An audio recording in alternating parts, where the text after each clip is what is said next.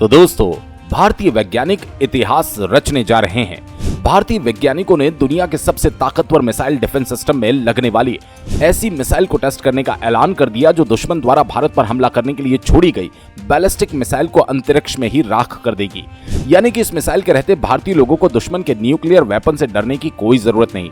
अगर चीन और पाकिस्तान जैसे देशों ने भारत पर न्यूक्लियर हमला करने की कोशिश की तो भारत इस मिसाइल के जरिए उनके न्यूक्लियर मिसाइल को आसमान में 4000 किलोमीटर ऊपर ही स्वाहा कर देगा।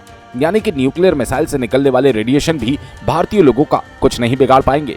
दरअसल दोस्तों, ये बात तो आप भी जानते हैं कि डीआरडीओ के वैज्ञानिक पिछले कई सालों से दुनिया के सबसे ताकतवर बैलिस्टिक मिसाइल डिफेंस सिस्टम को विकसित करने में जुटे हुए हैं।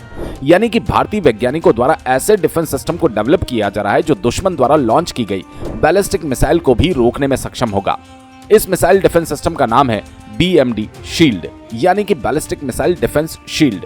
दोस्तों, अगर आपको लग रहा है कि हाँ, दुश्मन द्वारा लॉन्च की गई बैलिस्टिक मिसाइल को रोकना कोई मामूली बात है, तो आपको बता दूं, बैलिस्टिक मिसाइल जब टारगेट पर हमला करती है तो इनकी स्पीड हाइपरसोनिक स्पीड को भी पार कर जाती है। ये 25 मैक की सुपर स्पीड से टारगेट तक हमला करती है। ऐसे में किसी साधारण डिफेंस सिस्टम से इन मिसाइलों को रोक पाना नामुमकिन होता है। आपको जानकर हैरानी होगी कि रूस का S-400 मिसाइल डिफेंस सिस्टम भी बैलिस्टिक मिसाइलों के आगे पानी मांगता नजर आता है। और अगर उसने किसी बैलिस्टिक मिसाइल को नष्ट भी कर दिया तब भी इस मिसाइल से निकलने वाले रेडिएशन पार्टिकल से देश तबाह हो जाएगा, क्योंकि S-400 मिसाइल डिफेंस सिस्टम की अधिकतम रेंज 400 किलोमीटर है।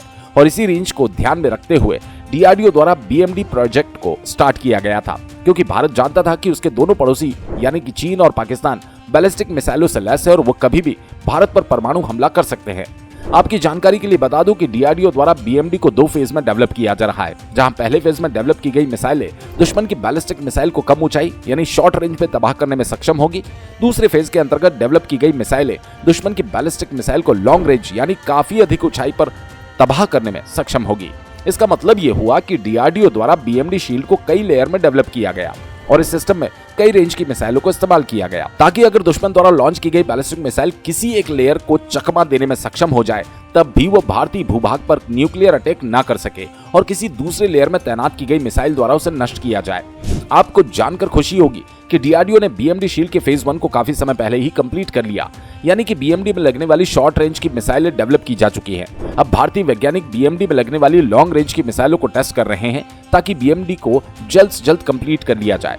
दोस्तों, BMD के फेज 2 में तो 2 तरह की मिसाइलों को डेवलप किया जा रहा है, जिनके नाम है AD-1 यानी एडवांस एयर डिफेंस 1 और AD-2 यानी एडवांस एयर डिफेंस 2। फेज 2 का उद्देश्य लंबी दूरी की मिसाइलों, खास तौर पर दुश्मन के इंटरकॉन्टिनेंटल बैलिस्टिक मिसाइलों को रोकने और उनको नष्ट करने की क्षमता को विकसित करना है। इसमें advance radar system, long range interceptor missile और अन्य उन्नत तकनीकों का इस्तेमाल किया जाएगा।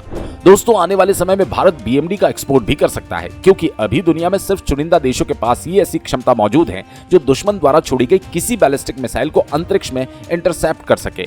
आपको जानकर हैरानी होगी कि अभी तक चीन भी इस तरह के सिस्टम को डेवलप नहीं कर पाया।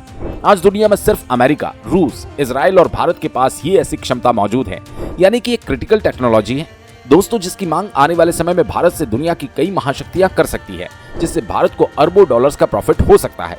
तो दोस्तों, इस वीडियो में फिलहाल के लिए बस इतना ही। वीडियो अच्छा लगे तो लाइक और चैनल को सब्सक्राइब जरूर करें।